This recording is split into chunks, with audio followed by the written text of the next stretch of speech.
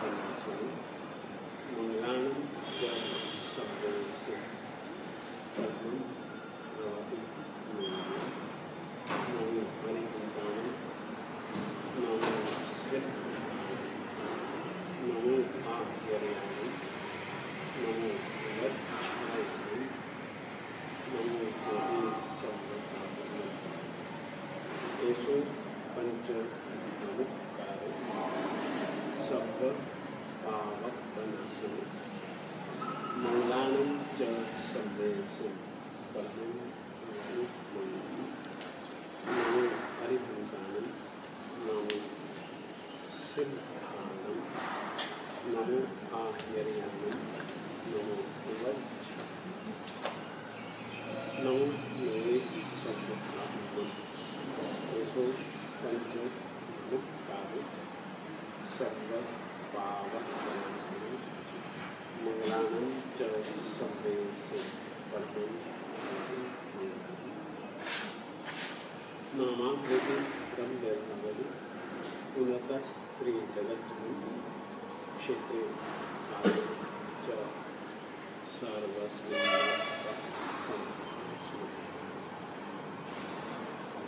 विश्वबंधे जनानां पुण्य पुण्या देशं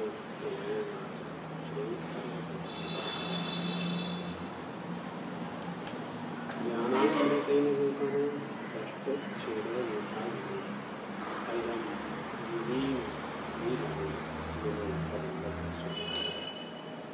अज्ञानतिमिरान्धकारां ज्ञानाञ्जनशलाकया चक्षुरुन्मीलितं येन तस्मै श्रीगुरवे नमः।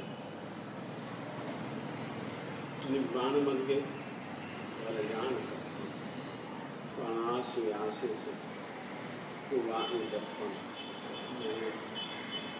दिनानं सर्वं नमामि नित्यं तिलगत्पः नमामि नित्यं तिलगत्पः नमामि नित्यं तिलगत्पः कुंदे रोखे तुषारवन सरोज कमो सन वाएशिरी उत्थय वंकट सुहाय सन।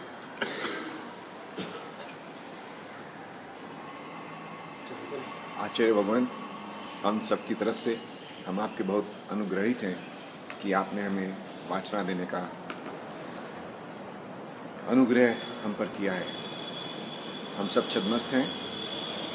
आपसे शिक्षा प्राप्त करके, वाचना प्राप्त करके हम सन्मार्ग पर चलें और हमारे अंदर परिणति का प्रयास हो और उसमें सफलता मिले। इसी सद्भावना के साथ परम गुरु, हम आपसे प्रार्थना करते हैं आज के स्वाध्याय के प्रारंभ के लिए।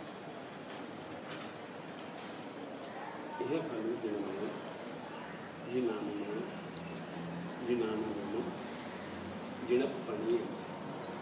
जिणपणुवि जिणखाय जिणानुजन्म जिणपन्न जिणदेशीय जिणपस।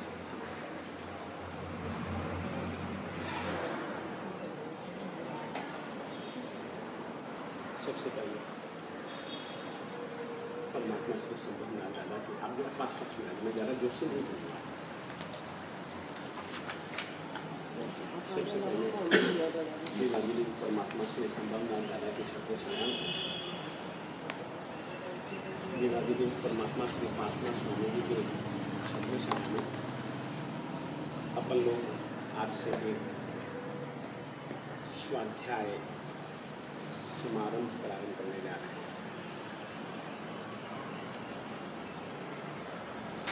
स्वाध्याय की इस क्लास के कुछ नियम होंगे। नियम भी बहुत छोटे छोटे होंगे। आप कृपया कापी और पेन लेकर आए।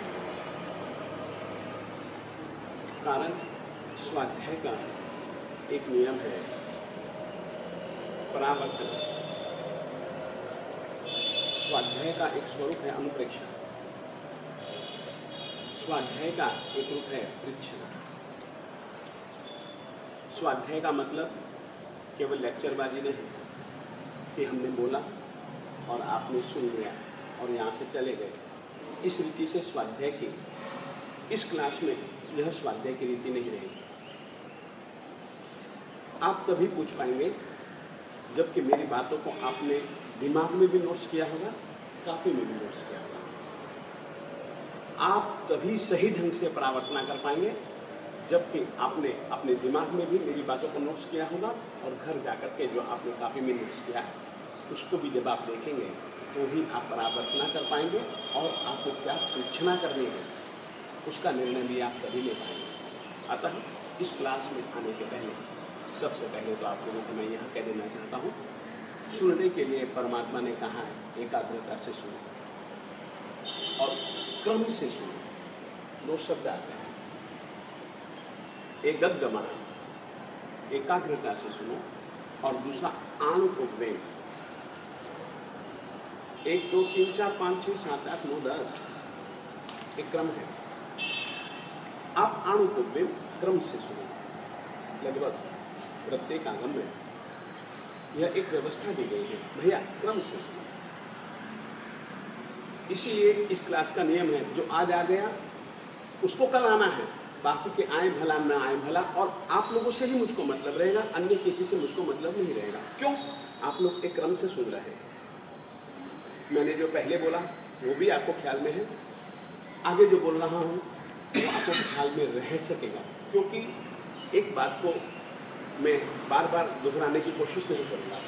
जिंदगी है छोटी है, समय जिंदगी में बहुत थोड़ा है, इसलिए आप लोगों से पहले ही कह देना चाहता हूँ, केवल आए बैठे सुने, 1 घंटा मेरा भी बर्बाद किया और आप लोगों ने भी अपना टाइम बर्बाद किया, उसके लिए ये क्लास नहीं है। आज क्लास में बिल्कुल रजिस्टर हो जाएगा, जो आ गए, नहीं आए उनकी यहाँ पर कोई गिनती नहीं, यहाँ भीड़ नहीं चाहिए। दूसरी बात, कॉपी पेन अवश्य में मिलाएं, कारण वाचना के कुछ मुद्दे आपको नोट्स करने होंगे।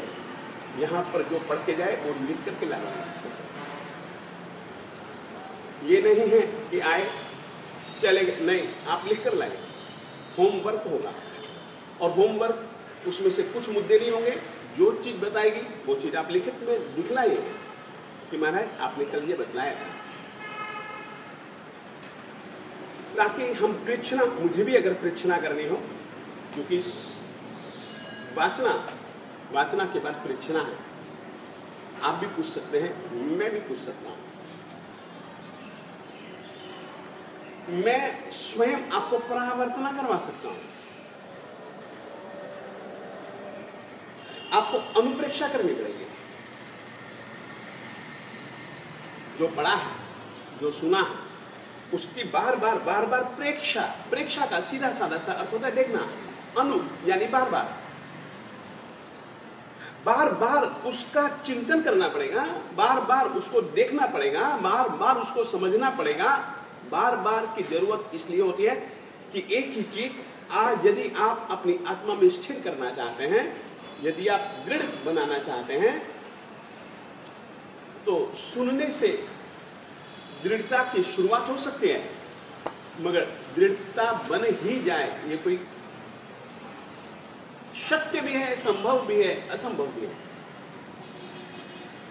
अतः कल से आप लोगों से मेरा आग्रह रहेगा कि आप कॉपी और पेन लेकर के आइए। अपनी इस क्लास का एक दूसरा नियम, हाजिरी हुआ करेगी। ठीक है, दंड देने का अधिकार मेरे पास नहीं है, और आज से मैं एक अध्यापक के रूप में अपने आप को नियुक्त करता हूँ कि यह मेरी क्लास है और इस क्लास में मेरी नैतिक ड्यूटी है कि हमारे इस क्लास का विषय क्या होगा, आप लोगों को पहले से ही मैं कह देता हूँ। मेरी यह जो क्लास है, मैं 2 उद्देश्य लेकर के इस क्लास को प्रारंभ कर रहा हूँ। मात्र मेरे 2 उद्देश्य हैं, और 2 उद्देश्यों में से पहला तो यह ही उद्देश्य है कि मैं अपने गुरु वल्लभ गुरु आत्माराम जी महाराज साहब जी ने जो एक कार्य चालू किया था, ये चाहते थे जिन मत का प्रचार हो प्रसार हो। दो चीजें होती हैं, एक ज्ञ परिज्ञा, एक प्रत्याख्यान परिज्ञा। आचारांग सूत्र में दो प्रकार की शिक्षा की बात कही गई है, ज्ञ और प्रत्याख्यान। पहले जानो, पहले समझो, फिर ही आचरण शक्य है। सही ढंग से जाने बिना, समझे बिना आचरण सही हो ही जाएगा ये निश्चित नहीं।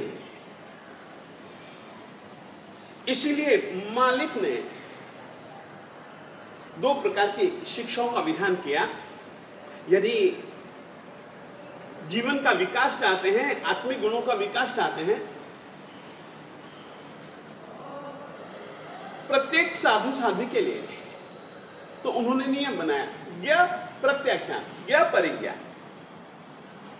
पहले जानो, पहले समझो, और जानना समझना भी बहुत अच्छे ढंग से। यदि ज्ञ परिज्ञा सही ढंग से होती है तो शायद परिणति एक नियम समझ करके चलो। शरीर विज्ञान का,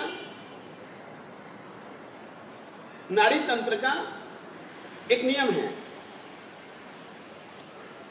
केवल हम जो कुछ भी खाते हैं, खाते समय हमको सावधानी रखनी है।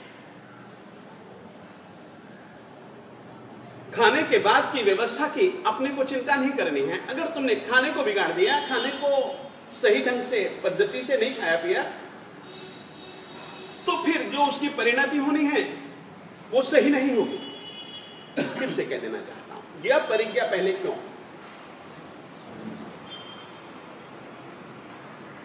खाना खाने से सब कुछ 7 धातुओं के रूप में परिणत सही ढंग से नहीं होता। परिणत होता है, खाया है, पिया है, धातुओं के रूप में परिणत होगा। 7 धातुएं हैं, शरीर में बनती हैं, रस, अश्रिक, मांस, मेद, अस्थि, मज्जा और शुक्र यानी कि वीर्य। परंतु पहली शर्त है, खाई हुई चीज का सही ढंग से रस बनाओ। रस बनाने के लिए भी एक व्यवस्था है। मेरे पिताजी कहा करते थे, 32 दांत है ना, 32 बार अच्छे ढंग से उसको चबाओ, उसको रस बनाओ। और यदि उस ढंग से रस बना दिया तो फिर अपने को इतनी चिंता नहीं है कि ये खाया पिया शक्ति देगा या नहीं देगा।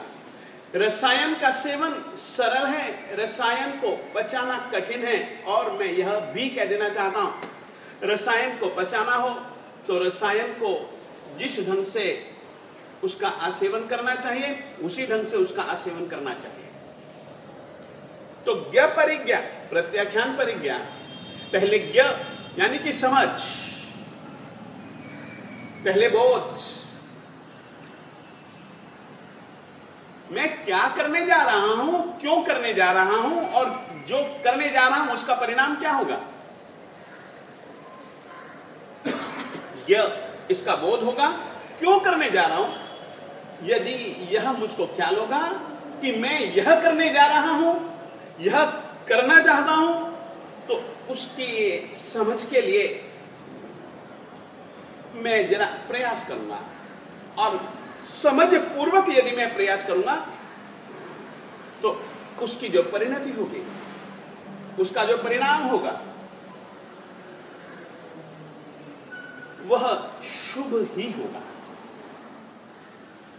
इसीलिए पहले ज्ञ, तत्पश्चात प्रत्याख्यान। प्रत्याख्यान का मतलब है 2 चीजें ध्यान में रखिएगा। यदि हमको विकास चाहना है, विकास पाना है, तो 2 चीजें ध्यान रखिएगा। प्रत्याख्यान जरूरी है। प्रत्याख्यान में दो चीजें हैं, निषेधात्मकता भी है और विधेयात्मकता भी है। जो मेरा उद्देश्य है, उस उद्देश्य की पूर्ति में जो बाधक तत्व हैं, जो दोष तत्व हैं, उनसे निवृत्ति, उनका निवारण। जो मेरा लक्ष्य है, उस लक्ष्य की पूर्ति और उस लक्ष्य की प्राप्ति के लिए जो सहायक, जो आवश्यक, जो उपयोगी, जो व्यवस्था है, उसका स्वीकार। तो प्रत्याख्यान त्याग भी है, निवृत्ति भी है, एक प्रवृत्ति भी है। निवृत्ति और प्रवृत्ति मुझे कैसे करनी है, किन किन से निवृत्त होना है और किस किस जगह धर्म धुरंधर के अपने मन को प्रवृत्त करना है, अपनी वाणी को, अपनी काया को, अपनी आत्मा को, अपनी बुद्धि को, अपने रोंगटे रोंगटे को, मन के चप्पे चप्पे को, आत्मा के प्रदेश प्रदेश को मैं किन किन स्थानों से हटाऊं और किन किन स्थानों में जोड़ूं, इसकी जानकारी पूर्वक वैसी प्रवृत्ति प्रत्याख्यान कहलाती है। अतः इस क्लास में जो आज मेरी इस क्लास में आ गए बस। कल से कृपया जो नहीं आए उनके लिए हम इनकार तो नहीं कर सकते, मगर हम उनको स्वीकारेंगे नहीं, ये बात पक्की है।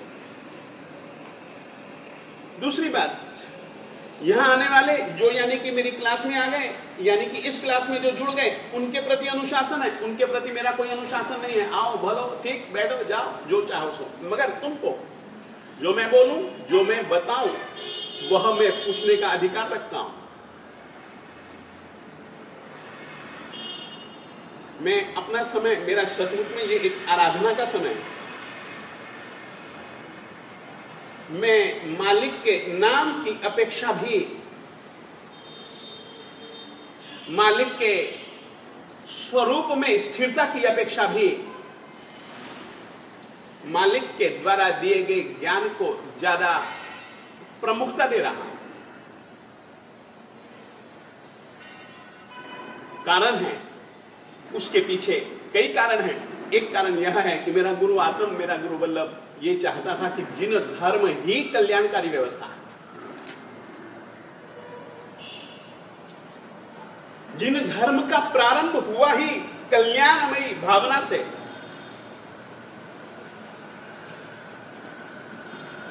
एक हितमयी आत्महित की व्यवस्था है हमारा जिन धर्म, और प्रत्येक आत्मा का हित जिनेंद्र ने चाहा, इसीलिए यह व्यवस्था दी। हमारे गणधरों ने, हमारे पूर्वाचार्यों ने, श्रुतधरों ने, हमारे स्थविर भगवंतों ने व्यवस्था कल्याणकारी नी थी, इसीलिए उसको अद्यावधि निराबाध रूप से, व्यवस्थित रूप से चलाने के लिए यथासंभव, यथाशक्ति, यथाभक्ति उन्होंने परंपरा चालू रखे। द्रव्य, क्षेत्र, काल, भाव के अनुसार से उसमें परिवर्तन जरूर आए हैं, इस बात को मैं कबूल करता हूं। स्वयं जिनेंद्र परमात्मा एक जिनकी व्यवस्था में परिवर्तन लाते हैं। फिर से कह देना चाहता हूं, हम तो क्या, स्वयं जिनेंद्र परमात्मा जो कि इस व्यवस्थापक का, इस व्यवस्था के सर्जक हैं, नियामक हैं, वे भी द्रव्य, क्षेत्र, काल, भाव को देखते हुए एक तीर्थंकर के द्वारा बनाई गई, बताई गई, चलाई गई व्यवस्था में समय के अनुसार परिवर्तन लाते हैं। आप लोगों ने कल्प सूत्र में सुना होगा, चरम और आदिम, पहले और अंतिम तीर्थंकर परमात्मा अपने शासन के लिए साधु साध्वी श्रावक श्राविकाओं के लिए एक अलग व्यवस्था देते हैं। मध्यवर्ती अजितनाथ स्वामी जी से लेकर के परमात्मा श्री पार्श्वनाथ स्वामी जी तक के मध्यवर्ती 22 तीर्थंकर परमात्माओं ने इसी जिन धर्म के लिए एक अलग से व्यवस्था दी। परमात्मा महावीर स्वामी जी ने और परमात्मा श्री आदिनाथ स्वामी जी ने 5 महाव्रतों का विधान किया, जबकि हमारे मध्यवर्ती 22 तीर्थंकर परमात्माओं ने चातुर्यामिक धर्म की स्थापना की।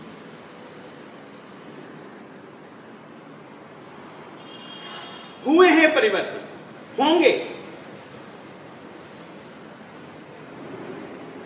परिवर्तनों को स्वीकार करके चलना पड़ेगा। ठंडी के दिनों में हम कंबल ओढ़ते हैं, जरूरी नहीं कि गर्मी के मौसम में भी हम कंबल ओढ़ें। ठंडी के दिनों में वह ताप से मुझको कंबल बचा लेगा, जबकि गर्मी के दिनों में वही कंबल, जब मुझको ताप की जरूरत नहीं है, जब मुझको शीतलता की जरूरत है, उस समय मुझे उनकी कोई जरूरत नहीं है। ये तो एक काल का धर्म है, और काल के धर्म को समझ करके व्यक्ति अपने लिए व्यवस्था बनाता भी है, व्यक्ति व्यवस्था स्वीकारता भी है, व्यक्ति व्यवस्था को जीता भी है। अतः व्यवस्थाओं में परिवर्तन हुए हैं, हुए थे, निश्चित रूप से होंगे। आज यह मेरी पूर्व भूमिका थी। आज से मैं एक बिल्कुल नया विषय प्रारंभ करने जा रहा हूं। जैन धर्म है या जैन दर्शन है, क्या चीज है? मेरा सवाल दर्शन है। और कहिएगा, और कहिएगा, आप अपना अभिमत दीजिएगा। धर्म है, दर्शन है, और कहिए, आप लोग भी बोलिएगा, क्योंकि इस समय मैंने जैसे कहा मैं परीक्षणा कर सकता हूं। आप लोग स्वाध्यायी हैं, आप लोगों ने स्वाध्याय किया है। स्वाध्यायी व्यक्ति हमेशा चिंतनशील होता है। जैन धर्म भी है, जैन दर्शन भी है। इसके लिए हमको धर्म और दर्शन में अंतर को स्पष्ट रूप से समझना होगा। जब तक कि हम धर्म और दर्शन में अंतर नहीं समझ पाएंगे, दोनों चीजें जुदा जुदा हैं। दोनों चीजें जुदा जुदा होते हुए भी दोनों चीजों का आपस में गहरा संबंध है। धर्म है जिसमें कि आचार की प्रमुखता हो, दर्शन है जिसमें कि विचार की प्रमुखता हो। फिर से कह देना चाहता हूं, जैन दर्शन यानी कि जिनेंद्र परमात्मा की विचार पद्धति, जैन धर्म जिनेंद्र परमात्मा के द्वारा बतलाई गई एक आचार की व्यवस्था। परमात्मा ने जो आचार बतलाए, उस आचार के पीछे क्या उनका विचार था, जिस कारण से कि आचार ऐसा ही होना चाहिए।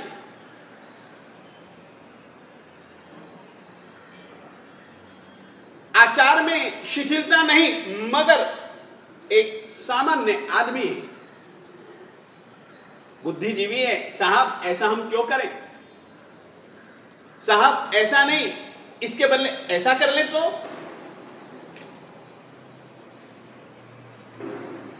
हजार तरीके के सवाल पैदा करता है, और हजार तरीके के सवाल निश्चित रूप से पैदा होंगे। कारण संयोग हमेशा अदलते बदलते रहते हैं। और व्यक्ति संयोगों में जीता है। संयोग उसको बाध्य बनाते हैं, संयोग उसको विवश बनाते हैं।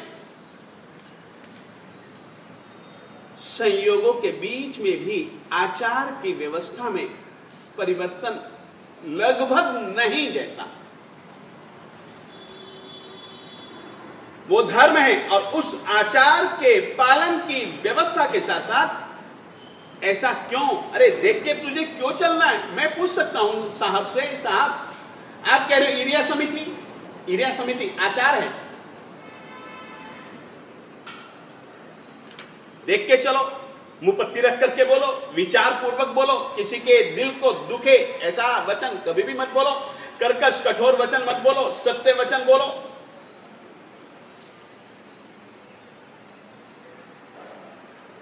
ये एक आचार धर्म है, एक व्यवस्था है। मालिक से पूछा, साहब देख के क्यों चले? अरे यार जीव मर जाएगा, जीव को दुख होगा,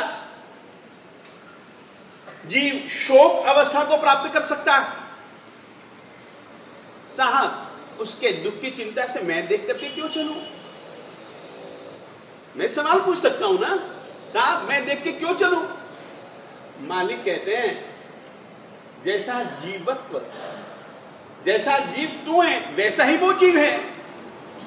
तू सुख को चाहता है, वह भी सुख को चाहता है, और उसके सुख के लिए प्रयास तो करो तुम।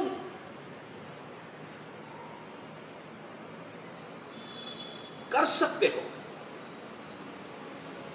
करना चाहिए। परमात्मा समझाते हैं, एक कर्म समझाते हैं कि प्रमाद के कारण से यदि तेरे से यह हिंसा हो गई तो उसका क्या क्या परिणाम होगा।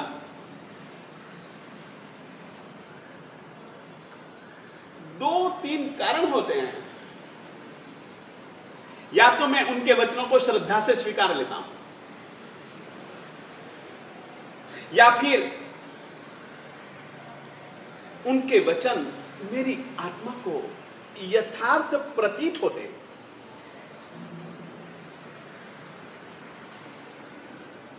यथार्थता का आग्रही हर एक आत्मा छुपे छुपे भी रहा है।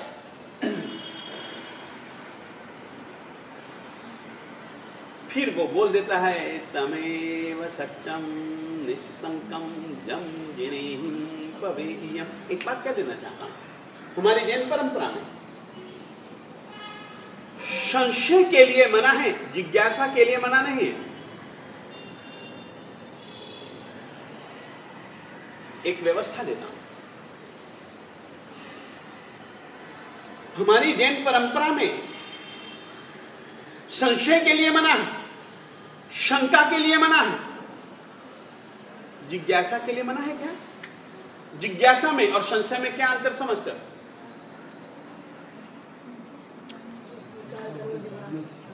जिज्ञासा जानने की इच्छा और संशय यानी कि मन में शंका। मैं इस दृष्टि से नहीं पूछना चाहता। जिज्ञासा और संशय का विश्लेषण करो। जिज्ञासा जो होगी ना यदि व्यक्ति के दिल में, तो लक्ष्य के सम्मुख होगी। संशय जो होगा ना, अविश्वास नहीं धम्मा, नहीं धम्मा नहीं यार, वो संशय जो होगा ना शायद हमको लक्ष्य से विमुख बना सकता है।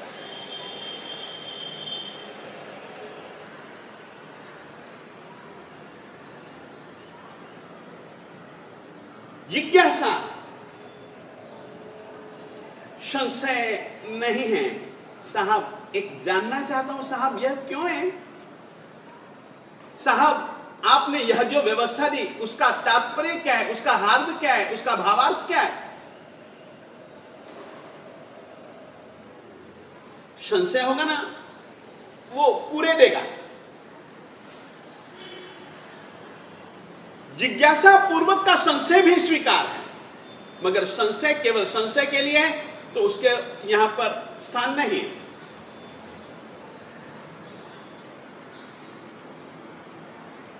इसीलिए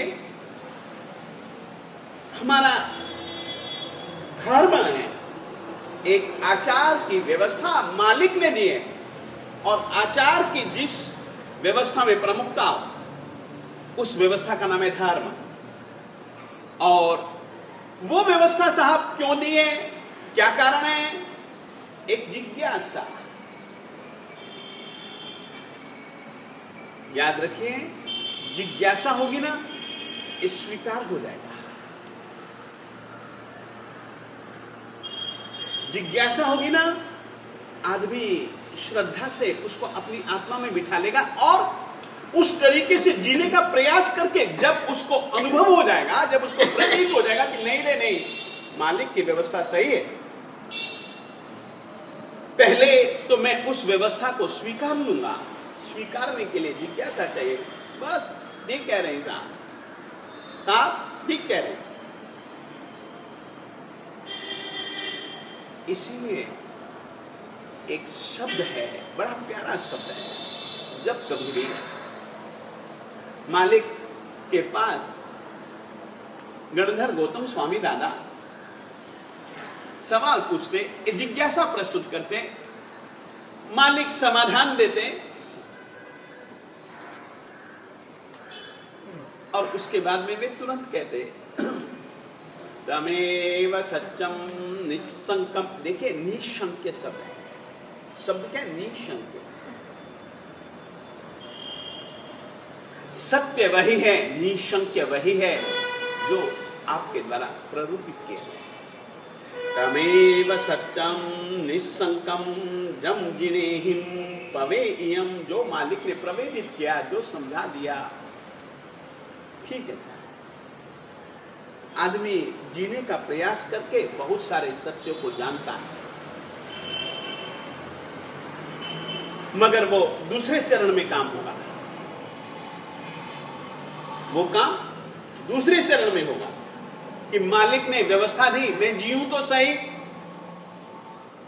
और जैसे ही हम मालिक के द्वारा दी गई व्यवस्था के अनुसार जीना प्रारंभ कर देते हैं,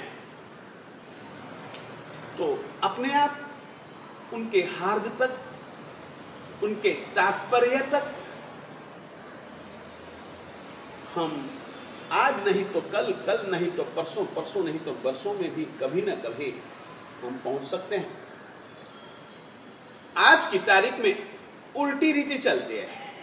केवल आदमी जानना चाहता है, प्रयास तो कुछ करता ही नहीं है, और फिर कहता है कि ये तो सब बुद्धि की खुजलाहट है। नहीं, मालिक कभी भी ऐसा नहीं करता। जो हित चाहता है वह कभी भी ऐसा नहीं कर सकता। अतः जिन धर्म, जैन धर्म भी है, और ऐसा क्यों है, किस लिए है, यह विचार ए जैन दर्शन। जैन दर्शन से तात्पर्य क्या? जैन दर्शन किस चीज का नाम है? इस चीज को मैं चश्मा कह सकता हूं, चश्मा कह सकता हूं। इस चीज को मैं थैली कह सकता हूं। इस चीज को मैं किताब कह सकता हूं। इस चीज को मैं कॉपी कह सकता हूं। इसको मैं एक पत्रिका कह सकता हूं, मासिक कह सकता हूं।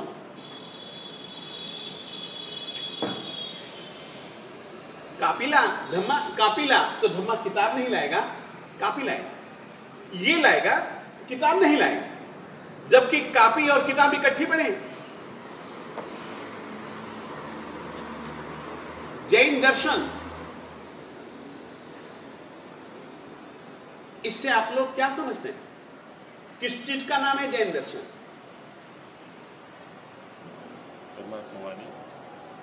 वेरी गुड, बिल्कुल सही, परमात्मा माने। और कहिए जरा, और खोलिए, विस्तार कीजिए।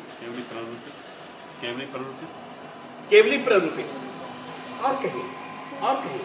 सर, जो जैन धर्म होता है, रहने का, जीने का तरीका। बिल्कुल सही है माँ, रहने का, जीने के तरीके का नाम ही हमने जैन धर्म कह दिया। परंतु एक बात कहना चाहता हूं, रहने का तरीका नहीं, जिनेंद्र परमात्मा ने जो रहने का तरीका बतलाया उस तरीके से रहने का तरीका, वो तरीका जैन धर्म है।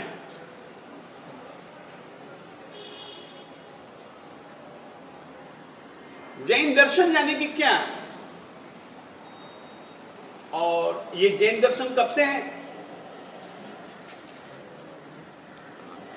जैन दर्शन की क्या व्यवस्था है, आज इसी को लेकर के मैंने सूत्र बोला था मंगलाचरण के रूप में।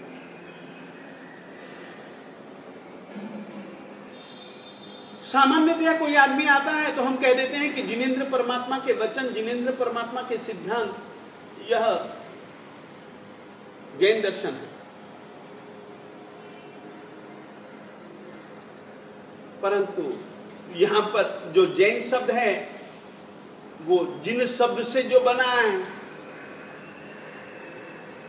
वो जिन शब्द एकार्थक नहीं है।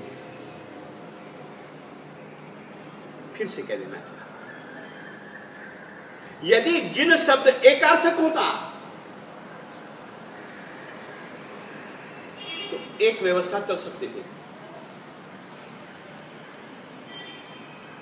जिन शब्द यहां पर एकार्थक नहीं है, जिन शब्द अनेकार्थक है, और उन अनेक अर्थों में से हमारे आगमित श्रुतधर स्थविर महापुरुषों ने जिन शब्द को लेकर के अलग अलग अर्थ दिए, और आपको कहना चाहता हूं, जैन दर्शन शब्द के लिए जैन परंपरा सम्मत, आगम सम्मत दर्शन शब्द बाद में है। पहले क्या शब्द है, मां नहीं, पहले एक बहुत प्यारा शब्द है, और वो शब्द ही ऐसा है, हम अपने आप हमारे अक्ल के दरवाजे सब खुल जाते हैं। नहीं मेरे देवता, उसके लिए शब्द है जिन मत। जिन मत ये आगमिक शब्द है। सर उसको आप्तवाणी भी कह सकते हैं। आप्तवाणी ही है, परंतु मैं मूल शब्द दे रहा हूं तुमको, जिन मत। हमारे गुरु आत्माराम जी महाराज साहब जी के उपकारों को ध्यान में रखते हुए एक पंजाबी कवि ने एक गीत बनाया गुरु आत्माराम जी के लिए। उसने यही लिखा है, जिन मत दा श्रृंगार आत्म राम गुरु। वहां पर जिन मत शब्द का प्रयोग किया गया है। जिन मत दा श्रृंगार, जिन मत, ये शब्द बहुत पुराना है। मत का मतलब मत यानी कि विचार। मैंने तुमको दर्शन की परिभाषा दी, जिनेंद्र परमात्मा की विचार पद्धति का नाम है जिन दर्शन, जैन दर्शन। ये मत और दर्शन शब्द कितने नजदीक के। मैंने नहीं कहा कि आपका अभिमत कहो, आपका मत कहो, अभिप्राय। ये जिन मत है। सचमुच में मैं आज तो, क्योंकि 7:15 बज रहे हैं, अपन लोगों ने 1 घंटे का एक कालांश रखा और उसके 2 विभाग किए हैं। पौना घंटा लगभग मैं बोलूंगा, 15 मिनट अपन लोग कोशिश करेंगे जो बोला है उससे संबंधित परीक्षणा। कोई भी बात आप यदि पूछना चाहते हैं 15 मिनट अपन लोग उसके लिए भी देंगे। और ज्ञान को जागृत कर लेने के बाद में अपने ज्ञान को ही तो बांटते हैं।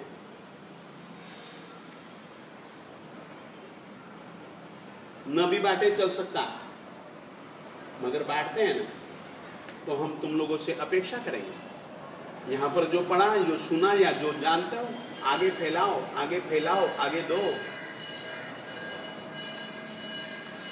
गुरु आत्माराम जी महाराज साहब जी ने वीरचंद राघव जी गांधी को तैयार किया था। गुरु विजय वल्लभ सुरीश्वर जी महाराज साहब जी ने शिकागो प्रश्नोत्तरी अपने हाथ से लिख करके दी थी, पेंसिल से लिख करके दी थी।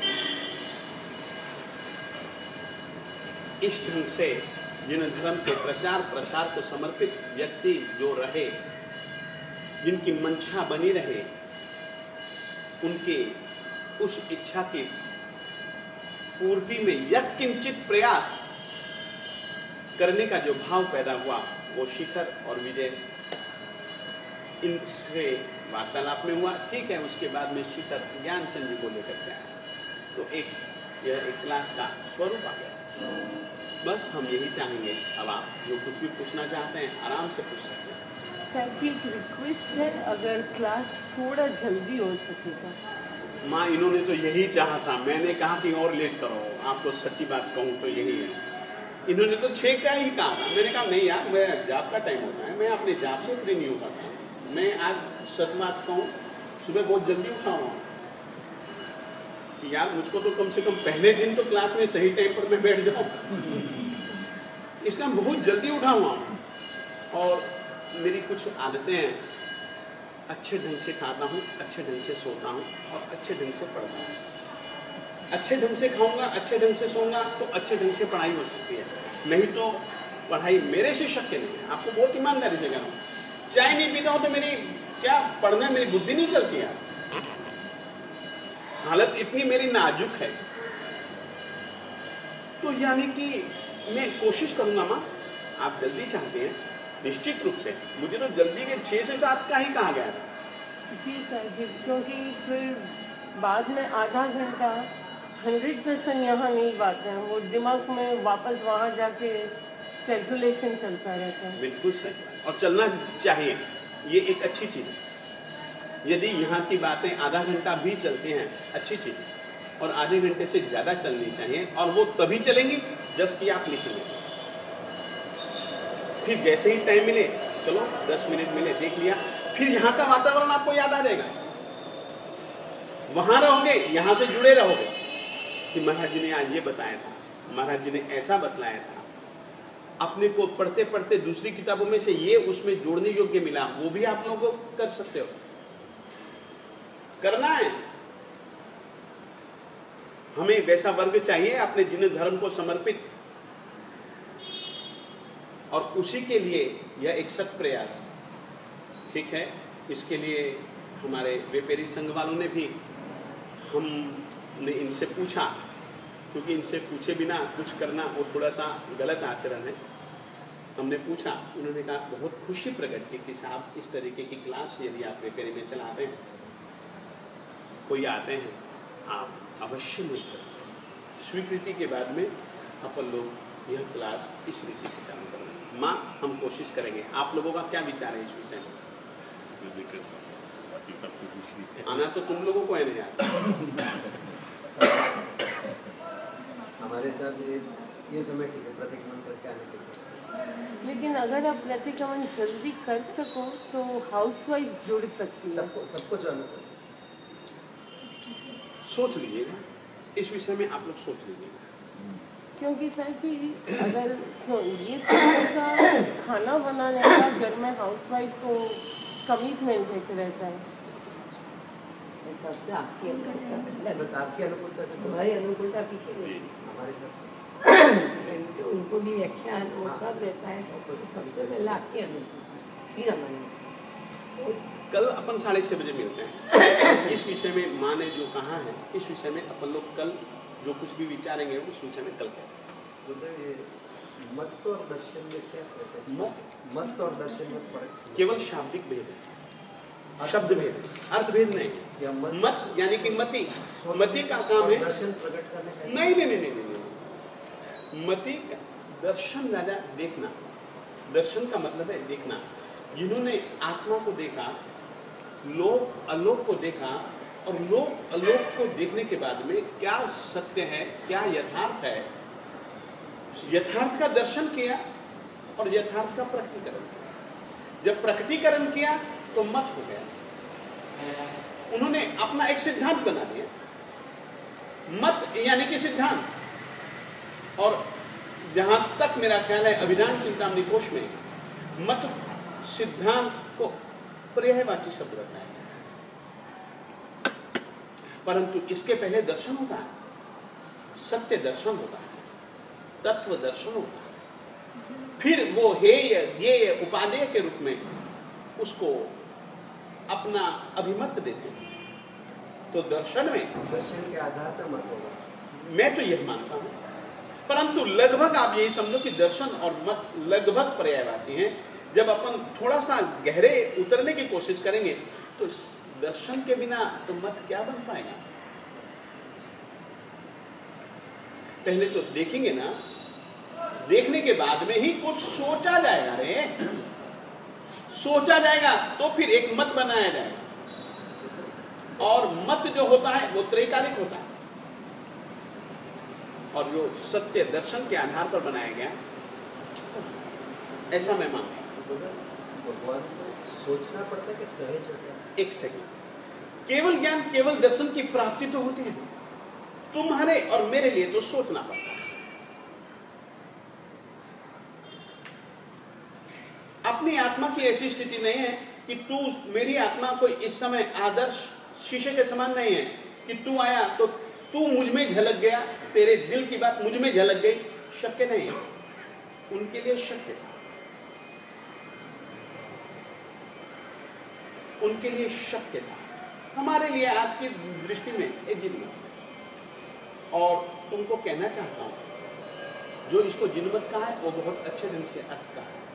जिन शब्द के क्या क्या अर्थ होते हैं कल मैं तुमको बतलाऊंगा, क्योंकि जिन मत शब्द में यदि तुमको दे रहा हूं तो हमारे आगमकारों ने, वृत्तिकारों ने जिन शब्द के क्या क्या अर्थ दिए हैं, आज समय पूरा हो जाने के कारण से मैं इस विषय को नहीं बोल रहा हूं। मेरा आज मन यही था, इसीलिए मैंने वो ही सूत्र बोला, और ये सूत्र जीवा जीवा भूगम का पहला सूत्र है।